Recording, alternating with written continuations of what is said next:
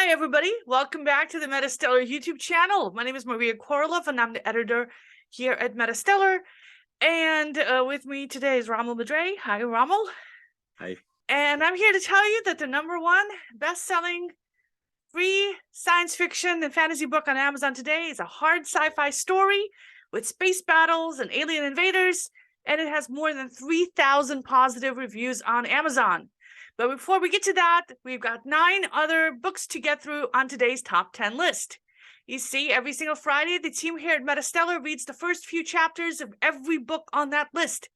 Today, I was helped out by news editor Alex Korolov, assistant fiction editor Terrence Smith, and community members Rommel Madre and Tim McHugh and Mary Stoll. Thanks, guys. We love you, and we hope to see you on a future Free Friday taping. Okay, so let's get into the books. And let me pull up the first book cover, which is for a book called Savior by Andy Palanquin. Let me make that bigger for you guys so you can see it. Let's see. There we go. There's the book. And this is the 4th of 7 books in the Dark Blade Epic Fantasy series. The first 5 books are all free today, and they're also all on Kindle Unlimited. The last 2 books aren't out yet, but they're available for pre-order. Book 6 is due at the end of this month, and book 7 is due out next November. So again, to repeat, all 5 books that have already been written in this series are out and are free today, and all 5 are on today's top 10 list. And they've been getting tons and tons of great reviews. The first book in the series is more than 2,000 positive reviews, and this is the book 4. So I did not start reading it because I didn't want to give stuff away for myself, because I think I'm going to read the series. So instead, what I did was look up a little bit more about the author, and he's got a few other series out on Amazon. He's got an epic fantasy thief adventure, Queen of Thieves, about a girl who's sold off to pay her father's debt. And yes, there is a cat behind me crawling over my green screen. Hi, cat. Ignore that cat. Shoot, shoot. All right. Where was we? Okay. He's got more epic fantasy with Thieves, the 6-book Heirs of Destiny series. Plus, he's got military fantasy and dragon fantasy and assassins in a sci-fi setting. Lots of stuff to read. I have all of his links and books and series and websites and social media all in the article that I wrote to go with this YouTube episode, and everything's linked in the description box below. So here's the 9th book in this series, and this is the previous one was the 5th book in the series. This is the 3rd of the 7 books in the series. Then we have the 2nd book of the series is also on today's top 10 list. Then we switch to another book that isn't by Andy Palanquin. This is a book called The Secret Within by Sean Platt and David Wright. And Rommel, you read this one. So it's a standalone urban fantasy mystery. Both of the authors have had books on this list before. And I have links to their other books in that article as well. So Rommel, what did you think of this book? And what was it about? Okay, so basically it's a standalone fantasy book. The main character is Delaney West, and she used to be a police officer, but now she's now a private investigator having an office out of her apartment. She's called in by Jay's parents to investigate it. Sorry, cat. I know. I've got a cat. Yeah, I've got the kids. Anyway, all right. So basically, okay. So she's running a private detective office, and she's called in by a client who's asking her to investigate the disappearance of her son Jay. She's a bit unsure about the family and the situation, but despite that, she decides to give it a shot and quotes a price. But then she realizes a waste of time and leaves. I think they're going to come back to this later on in the book. So, but anyway, there's another main character in the book, which is Anika, and she's the one who, in the prologue to the book, she was having a fight with Jay, and she works at a crappy diner, and she's clean from drugs. A man walks in a hoodie, and basically it may be Jay from how it sounds like, but the book isn't explicit.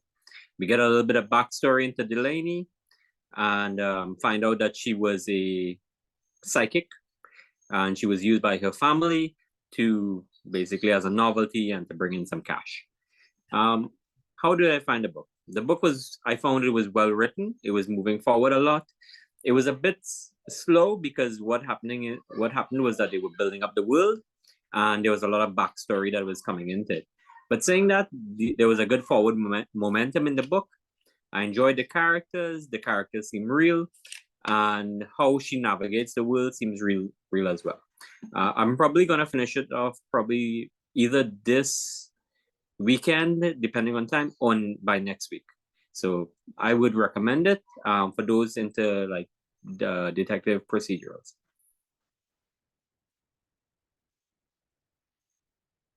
You're so all right. Hello again. So yeah, my computer was muted because of the cat was causing havoc behind me. Well, I'm gonna mind because of the kids. Yeah. So Terrence Smith, our assistant fiction editor, also took a stab at this book. And he says he added a little bit more background about Delaney, so she can discover people's hidden secrets and feelings just by touching them. And that's helped her in her previous cases as a private detective. And so she has this vibe of being wary of her job, and she's seen too much tragedy. And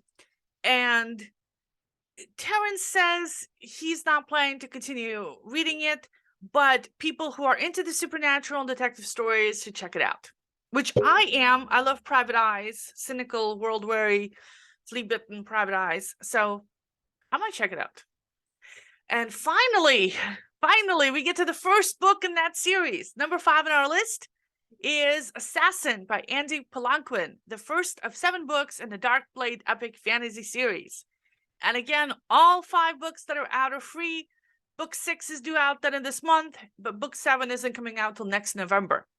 So I'm the one who read this, and it's an epic fantasy story, and it features a silent, stoic assassin, which I love. I'm definitely the target reader for this. It reminds me a bit of The Witcher, or maybe even The Mandalorian.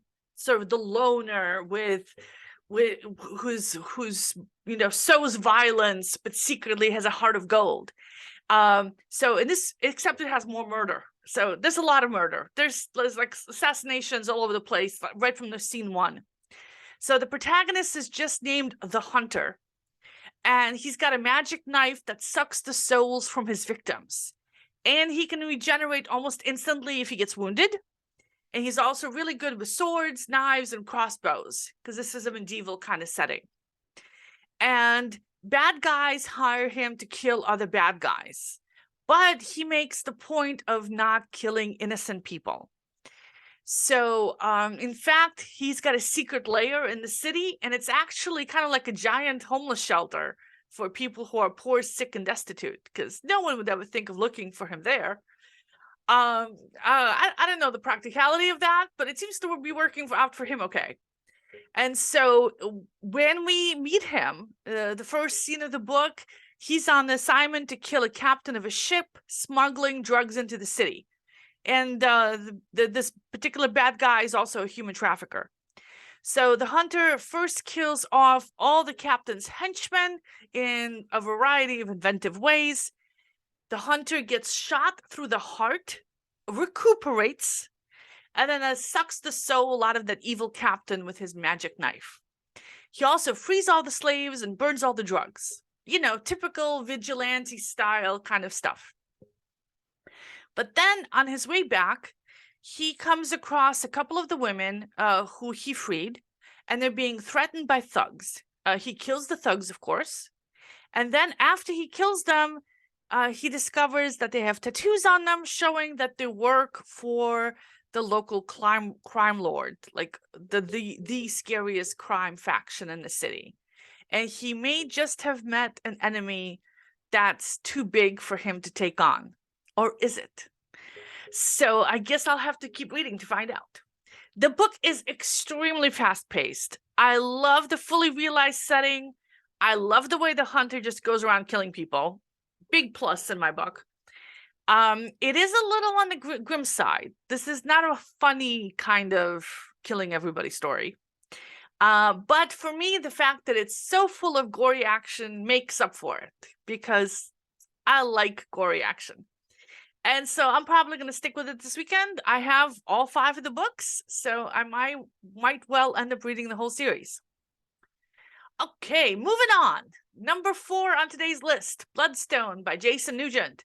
The first of 4 books in the Curse of the Dracu epic fantasy series. The other books are $2 to $3 each, but they're not on Kindle Unlimited. But you might want to fork over the money anyway, because the author is a USA Today bestseller. In case I haven't mentioned this yet, Kindle Unlimited is where you pay $10 a month and you read all the books that you want that are in the Kindle Unlimited program. And the last time I checked, the majority of the books on the sci-fi commercial bestseller list, not just the free books, but like the ones you have to pay money for, were in fact in Kindle Unlimited, including all the Harry Potter books. A lot of bestsellers are in Kindle Unlimited. So if you read more than 2 books a month, this is a fantastic deal. I have a Kindle Unlimited subscription, so I'm always looking out for books that are in Kindle Unlimited, because it's not going to cost me anything extra to read them, and the authors still get paid. So excellent. Okay, so Tim McHugh read this book for us. Tim McHugh is one of our newest community members, and he's a contributor to Metastellar. His short story was just published with us this week. So congrats, Tim. We hope to see you on one of these shows soon. Okay, so this is a high fantasy book, which is Tim's favorite genre. He says he'll read anything set in a medieval time period with dragons or magic. Even better, he's definitely the target audience for this book. And he says that the story is set in a world that's plagued by famine, which is rumored to be caused by too many dragons. And the protagonists are Lailoken, a dragon slayer, and Myrthid, who's a mage, whose work is to harness the power of dragon blood. And the heart of the story is about the first guy, Lailoken, who's sent on a quest to retrieve an ancient and powerful stone guarded by a dragon. And he's also driven by the need to avenge the disappearance of his wife. So, and in the first few chapters, we get a taste of his dragon slaying abilities. And we also follow the rise of Myrthid through the mage order ranks. He starts out as a novice. He's optimistic about the world, but his teacher is really abusive. And he turns to using dark spells and learning forbidden magics. And when he's caught by his teacher and faced with a threat of execution, he uses those dark spells to kill his abusive teacher. So then we skip ahead a couple of years. Myrthid's now a fully fledged mage in the highest ranks of the order due to his dark magic. And Tim says that he has that kind of gray morality that he loves to see in characters. So he says that Tim says there's some good qualities about the book, but there's a few tropes that are a little overused, and the straightforward, matter-of-fact writing style doesn't lead to building tension, he says. And so he's not going to stick with it himself, but he recommends it to people who do like heroic fantasy and quest stories, and he says that they should check it out. All right, next we have A Lesson in Thorns by Sierra Simone, the first of 4 books in the Thorn Chapel bisexual fantasy romance series by USA Today bestselling author. The other books are $6 to $7 each, and they're not in Kindle Unlimited.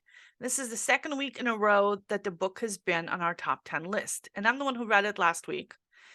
I'm not the target audience. I tried really hard to get someone else to read it, but nobody else would.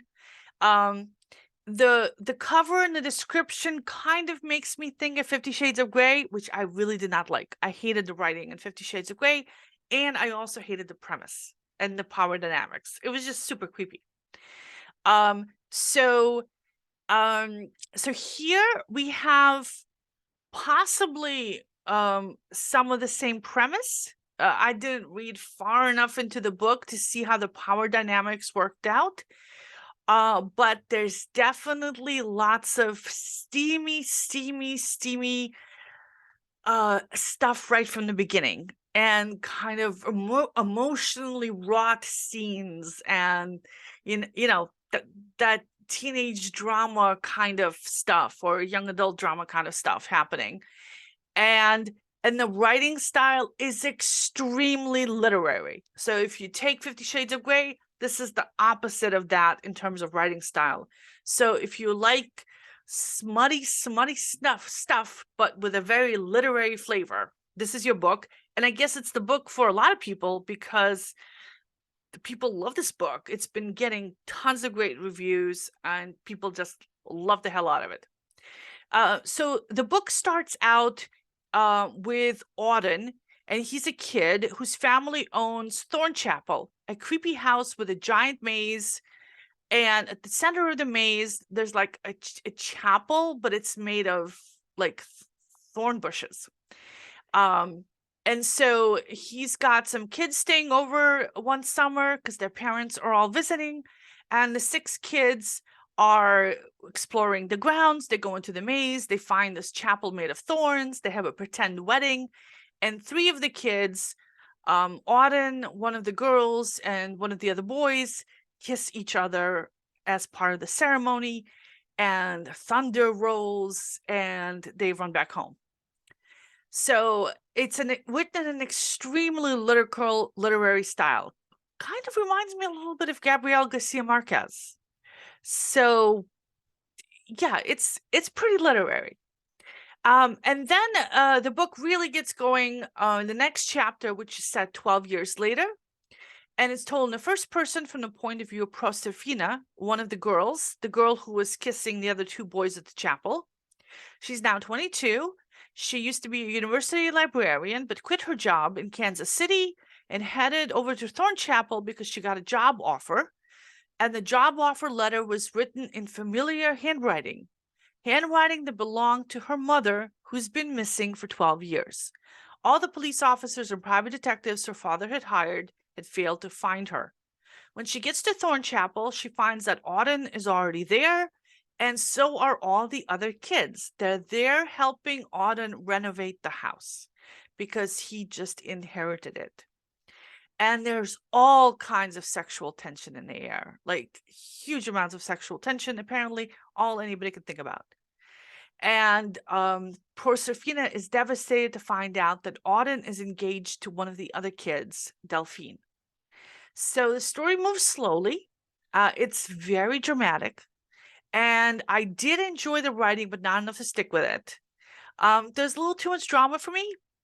And I'm not opposed to kinky sex, but it's not really kind of my thing. So I didn't really want to keep going. But if you are a fan of like literary writing and kinky sex, hey, and really who isn't? Pick it up. It's free. I don't know how much longer it'll stay free, so definitely jump on it.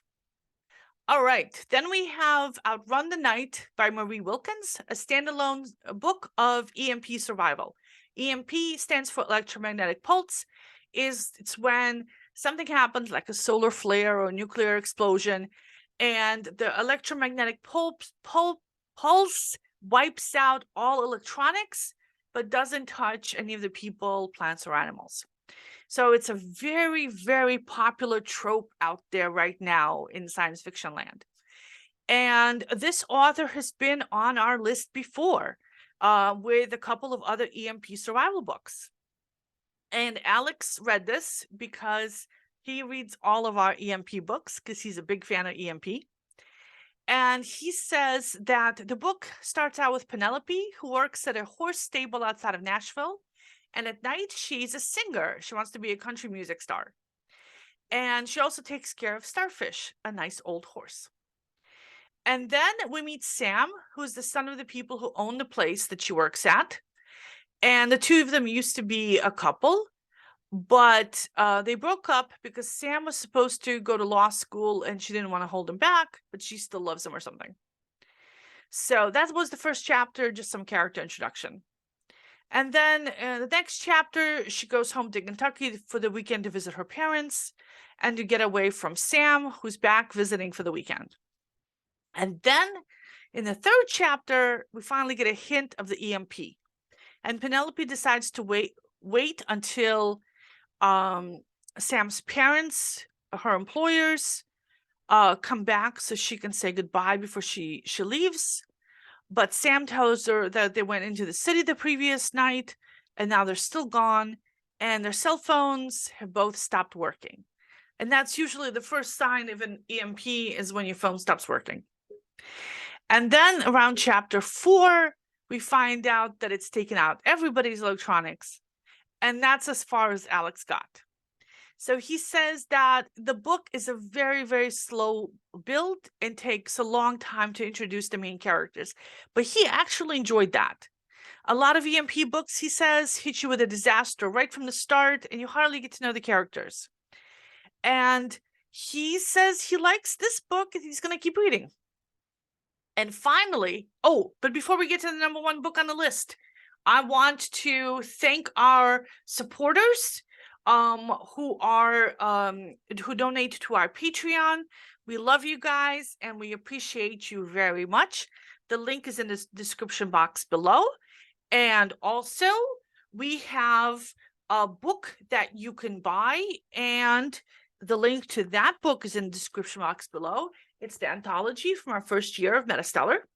And we're currently working on our second year anthology, which is going to be even bigger.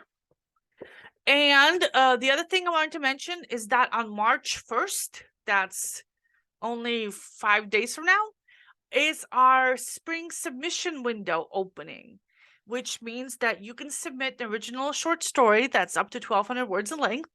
And if we accept it, we will pay you 8 cents per word. And yes, you can use artificial intelligence to help you with your writing. But last time we had hundreds of submissions. So if you want your submission to stand out, you probably don't want to submit whatever ChatGPT spits out because its stuff is really not that readable. So we recommend that you actually take some time and do some real work on the story. Our acceptance rate is in the single digits. So yeah, make sure your story is really, really good when you send it in. All right. So that's it for our news updates. Let's get to the number 1 book on today's list, Battleship Leviathan. Like I said, it's got over 3,000 positive reviews on Amazon. People love this book. It is the first of 6 books in a Battleship Leviathan space opera series. The other books are all in Kindle Unlimited, and they're all on sale today for 99 cents. So if you are not a Kindle Unlimited subscriber, this is your opportunity to get this book for free and 5 other books for $5 total. A fantastic deal for books that people really, really love. And this is the second time this book has been on our list. We previously reviewed it last September. So the story is about Major Declan Payne and his crew who are assigned to explore and maybe restore the first fully intact derelict, which is a spaceship that belongs to the progenitors, an advanced species that left ships abandoned throughout the galaxy 1,000 years ago. But this ship has been closed for cloaked and invisible for 1,000 years, so nobody's been able to find it. So it's in better shape than other ships. So Payne's team normally specializes in behind-the-scenes search and destroy missions, not recovery missions, but this time is different because the Blaze Collective is also racing to get to the ship, and they're at war with humanity. So Payne has to get there first and commandeer that alien ship. And they're up to the challenge, and they're head off, and while on their way, they realize that the ship may not be a derelict at all, but might be a highly advanced battleship. And it may be just what they need to give them the advantage over the Blaze. So this is a book with a lot of space battles and military jargon. And unfortunately, for Mary, that's not her favorite genre. But for me, it is definitely my favorite genre. So after I'm done reading that fantasy assassin book I've already started, this is my plan for what to read next. All right, and that is it for today's top 10 list. If you like this kind of content, subscribe. We also have a newsletter, so you can get this Free Friday article and all of our free fiction delivered to your inbox every Friday, because everything we publish on Metastellar is always free for our readers, and we publish a lot of original fiction every week. So definitely do check it out. And if you are a science fiction writer, okay, get ready to submit your story. And also, if you want to join us, reading reviews, joining us on this YouTube channel, email me. My email address is in the description box below as well. So thanks for coming, everybody. Thanks, Rommel, for joining me. It's so nice to not be all alone by myself up here on the screen. I really enjoy having you here. Thank you. And I really love seeing all of you guys. Well, not seeing, I guess, kind of like metaphorically, you're out there somewhere. You viewers. I love you guys. This is why we do this, for the readers. So I'll see you all next Friday. Bye-bye. Have a great week. Bye.